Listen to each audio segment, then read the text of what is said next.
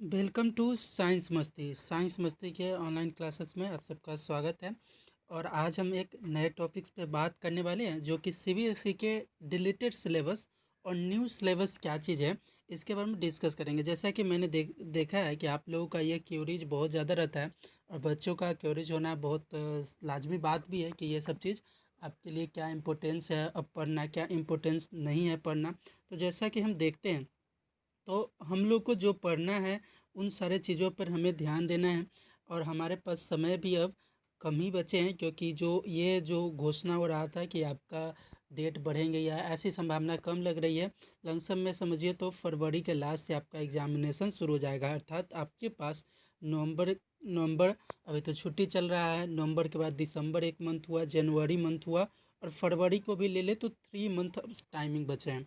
तो आपको ज़रूरी है कि आपकी क्या पढ़ाई हुई है नहीं हुई है, उन सारे चीज़ों पर ध्यान दें और क्या टॉपिक्स को पढ़ना है नहीं पढ़ना है, इन सब को कर कर आगे बढ़ा जाए। तो आपको ये भी चीज़ पता होना चाहिए कि अभी तक आपने क्या पढ़ लिया है, आपके टीचर ने क्या पढ़ा दिया और क्या नहीं पढ़ाया है। इसी के लिए मैंने ये टॉपिक्स को चुना है। अब देखिए, मैं देखता हूँ कि आप लोगों ने अब तक क्या क्या चीज़ पढ़े हैं और क्या क्या चीज़ नहीं पढ़े हैं। इन सब चीज़ों पर अभी हम डिस्कस करेंगे, ठीक है।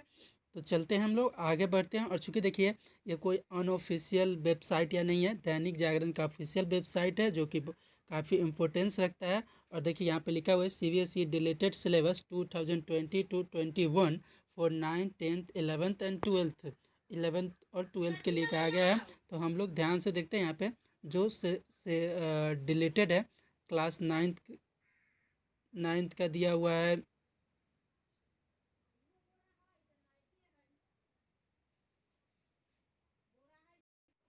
आप लोग किसी भी प्रकार के कन्फ्यूजन में न रहें, इसी के लिए मैंने ये चीज़ शुरू किया है। तो चलिए, इसी के लिए मैंने ये वीडियो बनाया है।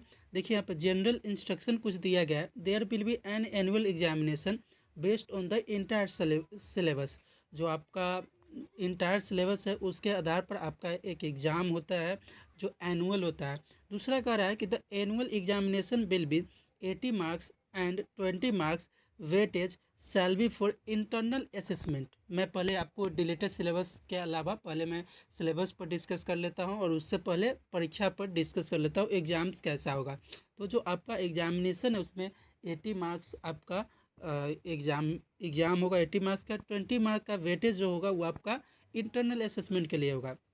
इंटरनल असेसमेंट के में क्या क्या चीज़ पूछा जाएगा। There will be periodic assessment for that would included for 5 marks 3 periodic test is conducted by the school. Average of the best 2 test to be taken the will be have a weightage of 5 marks. तो ये इतना जो इसमें instruction दे रहा है, quiz concept maps project, ये सब तो उतना स्कूल वाला देखते नहीं है। और जो देखेंगे भी तो आप समझ जाइएगा, तो आप उसको पैसा दे दिएगा या आपका अच्छा जान पहचान होगा तो आपको आराम से 20 मार्क्स मिल ही जाते हैं। तो ये तो कोई ज़्यादा मायने नहीं है। हमारा मायने जो है वो है कि हमें ये 80 मार्क्स की तैयारी कैसे करनी है। तो अब देखोगे तो आप 80 मार्क्स की तैयारी में अगर आप अब देखिएगा तो आपके पास किस प्रकार से पूरा हो जा रहा है। Chemical substances and nature and behaviour से 26, सबसे ज़्यादा 26 मार्क्स दे रहा है chemical substances nature and behaviour से, याद रखना। वर्ड ऑफ लिविंग लिविंग से भी 23 आ रहा है। नेचुरल फेनोमेना से 12, इफेक्ट ऑफ करेंट से 14 और नेचुरल रिसोर्सेज से 5। अर्थात कुल मिलाकर ये अगर तीनों आप ले लो तो कितना हो जा रहा है 26 और इधर हो गया 531। एक बार फिर से सबसे ज़्यादा मार्क्स जो आ रहे हैं आपको फिजिक्स से आ रहा है 31 मार्क्स। आपका वर्ड ऑफ लिविंग करने का मतलब बायोलॉजी आ गया, chemical substance nature and behaviour करने का मतलब होगा केमिस्ट्री आ गया। तो हमें क्या करना है, फिजिक्स पर पूरी तरह से कंप्लीट करके रखना है फिजिक्स को। अब हमारी बात आती है कि टॉपिक्स क्या क्या पूछने वाले हैं। उन टॉपिक्स पर को जानते हैं हम लोग, क्या क्या टॉपिक्स आने वाले हैं।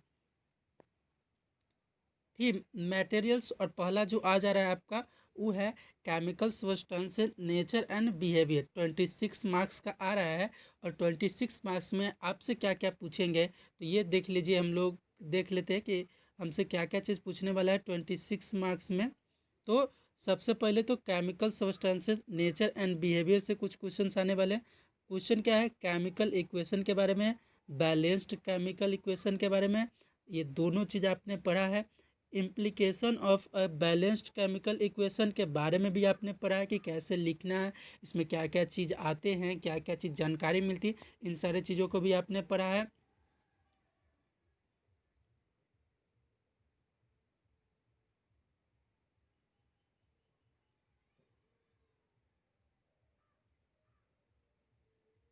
चलिए उसके बाद आगे हम लोग देखते हैं। तो ये टाइप्स ऑफ केमिकल रिएक्शन के ऊपर है। Combination, decomposition, displacement, double displacement, precipitation, neutralisation, oxidation and reduction.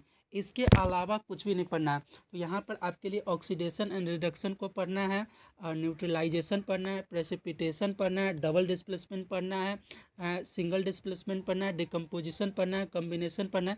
और ये पढ़ लीजिए, आपका ये चैप्टर कंप्लीट हो गया।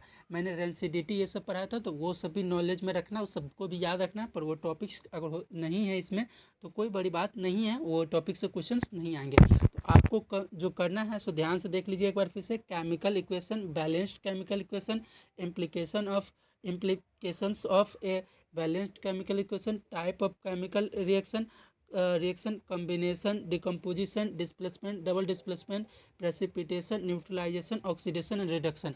बस इतना ही कर लीजिए, आपका फर्स्ट चैप्टर कंप्लीट हो जाता है।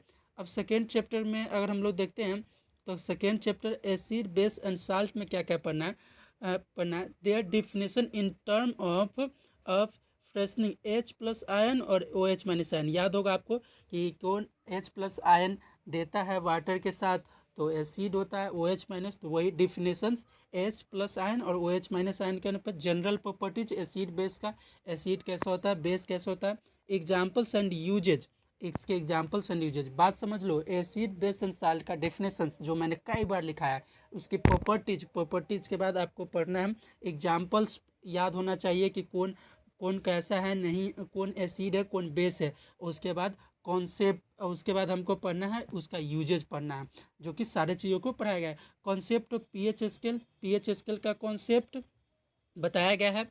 Definition relating to low to not required. अच्छे देख लो यहाँ पे आगे क्वेश्चन कि definition relating to logarithm not required. याद कीजिए, आपको मैंने लॉगरिथम वाला भी डिफिनेशन बताया था, 10⁻⁻10 10⁻, किसका क्या होता है। तो कह रहा है कि उसकी कोई रिक्वायरमेंट नहीं है, उसकी कोई ज़रूरी नहीं है। Importance of pH in everyday life, याद करो importance of pH in everyday life, सारा चीज़ बताया गया है। Preparation and uses of sodium hydroxide. अब कह रहा है कि प्रिपरेशन और जो यूजेज होता है सोडियम हाइड्रोक्साइड का, याद करो sodium hydroxide, baking soda, bleaching powder, washing soda and plaster of Paris. तो सारा टॉपिक्स आपका पढ़ाई हो चुका है। मैं समझता हूँ कि फर्स्ट और ये सेकेंड दोनों चैप्टर का हर टॉपिक्स आपको पढ़ा दिया गया है, तो आपको फर्स्ट एंड सेकेंड चैप्टर में कोई दिक्कत नहीं होगी। चलिए थर्ड चैप्टर को देखते हैं हम लोग। तो थर्ड चैप्टर को आप दो लोग देखिए। तो थर्ड चैप्टर में properties of metal and non metal, sonorous है कि नहीं है, सारा चीज़ पढ़ाते हैं। रिएक्टिविटी सीरीज पढ़ाते हैं। Formation and properties of ionic compound, ionic compound का फॉर्मेशन पढ़ाए थे। कोवैलेंट कंपाउंड का नहीं दिया हुआ है, पर भी कोवैलेंट कंपाउंड को मैंने पढ़ाया था, जो आप लोग देखे होंगे CCl4, ये सारा चीज़। तो ये चीज़ कंप्लीट होना चाहिए। ये भी आपका थर्ड चैप्टर भी कंप्लीट हो गया, अर्थात first chapter complete, second chapter complete, third chapter complete. अब देखिए जो आपका फोर्थ चैप्टर कार्बन कंपाउंड मैंने नहीं पढ़ाया, पर कार्बन कंपाउंड में आपको क्या पढ़ना है, covalent bonding, bonding in carbon compound. Carbon compound में जो कोवैलेंट बॉन्डिंग है वो पढ़ना है। Versatile nature of carbon, homologous series. तो हमें इतना टॉपिक्स को इसमें कोवैलेंट कंपाउंड में करना है, जो अभी पूरा बचा हुआ है। तो इसके लिए क्या करना पड़ेगा, एक बेस बनाकर फिर पढ़ना पड़ेगा। बेस बनाने का मतलब है इस चैप्टर का कुछ मेन टॉपिक्स को पढ़ना पड़ेगा।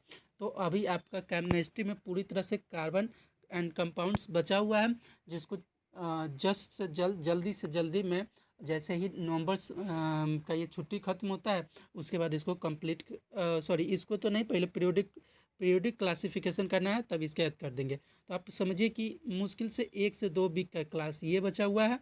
अब कहता है इसमें पीरियोडिक क्लासिफिकेशन ऑफ एलिमेंट, जो मैंने अभी शुरू किया है, जिसमें नीड फॉर क्लासिफिकेशन की ज़रूरत क्यों पड़ी। तो मैंने बताया कि सबका अपना अपना प्रॉपर्टीज होता है, अपना बैलेंसिंग होता है, यही बैलेंस ही होता है, सारी चीज़ों के आधार पर किया गया था। अब उसको हम फिर समझेंगे। Early attempts at classification of element, एक है Dobereiner triads, Newland law of octaves, Mendeleev periodic table. जो आपका शुरू में जो तैयारी की जाती है पीरियोडिक क्लासिफिकेशन करने के, जो था डॉर्नियर ट्रेड्स था, न्यूलैंड लॉ ऑफ एक्टिव एक्ट्रेड्स था और मेंडलीव पीरियोडिक टेबल था, उन सारे चीज़ों के बारे में पढ़ना है। और उसके बाद हम लोग पढ़ेंगे मेंडलीव पीरियोडिक टेबल, क्योंकि देखो ये दोनों जो था डोमिनियर स्टेट्स और न्यूलैंड एक्टिव, ये सब प्रीमेरली में प्री मेच्योर था। इन मेंडलीव ने पूरा मेच्योर बताया था। और उसके बाद उनका मॉडर्न पीरियोडिक टेबल आया। फिर ग्रेडेशन इन प्रॉपर्टीज के बारे में पढ़ेंगे, वैलेंसी को पढ़ेंगे, एटॉमिक नंबर को पढ़ेंगे, metallic and non metallic properties को पढ़कर पीरियोडिक क्लासिफिकेशन ऑफ एलिमेंट आपका कंप्लीट होगा। अर्थात आपको पढ़ना बाकी है पीरियोडिक क्लासिफिकेशन ऑफ एलिमेंट और कार्बन एंड कंपाउंड के कुछ टॉपिक्स। बाकी 3 चैप्टर आपके कंप्लीट हो चुके हैं केमिस्ट्री के। चलिए अब तो आपका कहने का मतलब 26 मार्क्स का पढ़ा 26 जो था उसमें आज से आप समझिए तो 15 to 20 मार्क्स की पढ़ाई हो चुकी है। मात्र 6 to 10 मार्क्स की पढ़ाई बची हुई है, जिसका हम लोग पीरियोडिक क्लासिफिकेशन ऑफ एलिमेंट्स में कर लेंगे। चलिए अब पढ़ते हैं द वर्ल्ड ऑफ लिविंग, अर्थात यहाँ से हम लोग का बायो शुरू हो जा रहा है। और बायो कितना मार्क्स का था? 20 मार्क्स था। लाइफ प्रोसेस में living beings, basic concept of nutrition जिसमें पढ़ लिए हैं, बेसिक एसिमिलेशन सारे चीज़ों के बारे में, respiration, transport and excretion in plants. तो ये आपका पूरा खत्म हो चुका है, आपने देखा होगा। ये आपका एक भी इसमें क्या बचा हुआ नहीं है। Reproduction in animal and plant और sexual and sexual reproductive health. चलिए इसमें से आप असेक्सुअल पूरा पढ़ लिए, हटा दीजिए। सेक्सुअल में, प्लांट में पढ़ लिए हैं, एनिमल्स में बचा हुआ है। और उसके बाद आपका इधर जो बताया reproductive health need and method for family planning, family के कैसे प्लानिंग करना है। सेफ सेक्स, HIV एड्स के बारे में पढ़ना है। Child bearing and women's health, और चाइल्ड का कैसे जन्म होता है, उसके बाद वोमेंस का हेल्थ के बारे में भी ध्यान देना है। तो इन सारे चीज़ों पर इतना हम लोग टॉपिक्स को कवर करेंगे, आपका जो आ जाएगा हमारा नेक्स्ट क्लासेस उसमें। तो आप समझ लीजिए कि आपका इतना बचा हुआ है मार्क। हेरिडिटी में आपका बचा है heredity, Mendel's, contribution, laws of inheritance, और ये इतना मतलब हेरिडिटी में ये थोड़ा सा टॉपिक से 3-4 topic, sex determination, brief introduction के बारे में, ब्रीफ इंट्रोडक्शन मतलब विस्तार रूप से इसका इंट्रोडक्शन करना है। कंट्रोल एंड कोऑर्डिनेशन पूरी तरह से हट गया, तो इतना हम लोग कर लेंगे डिस्कस, तो हमारा आपका बायोलॉजी भी खत्म हो जाएगा। तो अर्थात आपका उधर समझ लीजिए 15 to 20, तो इधर भी 23 बचा है। तो आप ये समझ लीजिए कि इधर भी 15 पढ़ाई हो चुका है। मतलब आपका थोड़ा सा सिर्फ बच रहा है बायोलॉजी और ये आपका केमिस्ट्री में। तो केमिस्ट्री में, बायोलॉजी में एक पूरा चैप्टर बचा हुआ है। सिर्फ एक पूरा चैप्टर तो नहीं, मतलब एक चैप्टर हम लोग का बच रहा है। बाकी जैसे ही खत्म हो जाएगा तो एक चैप्टर बचेगा। दोनों चैप्टर मिला लेते हैं अगर हेरिडिटी एंड इवोल्यूशन को, और आपका उधर का जो चैप्टर था कार्बन एंड कंपाउंड को तब। अब चलिए नेचुरल फेनोमेना अर्थात आपका आ गया केमिस्ट्री में। नेचुरल फेनोमेना में reflection reflection of light by curve surface area आ गया, कर्व सरफेस से हो गया है। Image formation by spherical mirror भी पढ़ाई हो गया।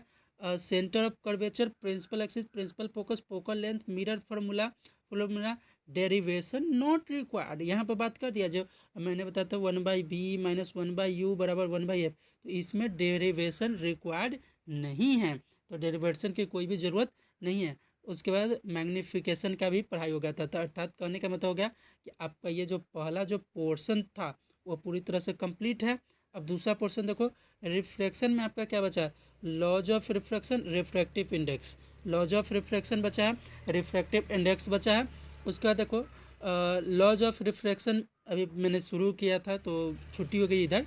Refraction of light bye spherical lens, image formed by spherical lens, lens formula derivation इसमें भी रिक्वायर्ड नहीं है। मैग्नीफिकेशन पावर ऑफ लेंस हो जाएगा। और इसके बाद मतलब ये अभी हमारा टॉपिक्स पूरी तरह से बचा हुआ है। तो याद करके रखो कौन टॉपिक्स बचा हुआ है आपका, पूरा रिफ्रैक्शन पूरा टॉपिक बचा हुआ है। इफेक्ट ऑफ करंट में याद कीजिएगा, इफेक्ट ऑफ करंट में क्या क्या पढ़ लिए, इलेक्ट्रिक करंट पढ़ लिए, potential difference and electric current पढ़ लिए, ओम्स लॉ पढ़ लिए, रेसिस्टेंस पढ़ लिए, रेसिस्टिविटी पढ़ लिए, factor on which the resistance of a conductor depends पढ़ लिए, सीरीज कम्बिनेशन ऑफ रेसिस्टर पढ़ लिए, पैरेलल कम्बिनेशन ऑफ रेसिस्टर पढ़ लिए and its application in daily life पढ़ लिए, हीटिंग इफेक्ट ऑफ करंट पढ़ लिए, current and application in daily life पढ़ लिए, इलेक्ट्रिक पावर पढ़ लिए, interrelation between P V I and R के बारे में भी पढ़ लिए। अर्थात पूरी तरह से ये चैप्टर पूरी तरह से हमने पढ़ लिया है। तो आपका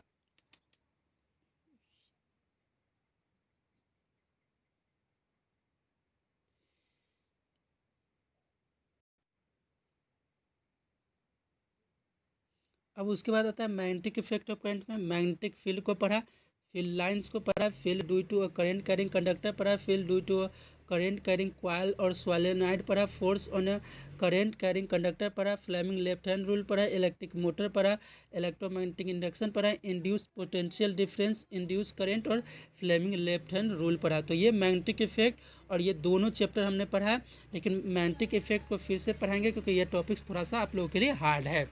इसका मतलब जो ये जो अफवाह था कि मैग्नेटिक इफेक्ट हट गया, वो हटा नहीं है। तो आपका फिजिक्स को भी देखें तो एक रिफ्रैक्शन को छोड़कर ये दोनों चैप्टर कंप्लीट हो गया। अब नेचुरल रिसोर्सेज को मैं फिजिक्स के अंतर्गत ही रखता हूँ, जिसमें आपको पढ़ना क्या, ecosystem, environmental position, ozone depletion, waste production और ये सारे चीज़ पढ़ना है। तो एक क्लास में आपका ये खत्म हो जाएगा और इस तरह से 1 से 2 क्लास में इस तरह से आपका पूरा खत्म हो जाएगा। तो मेरी जो टारगेट है वो दिसंबर तक मैं ख़त्म कर रहा हूँ।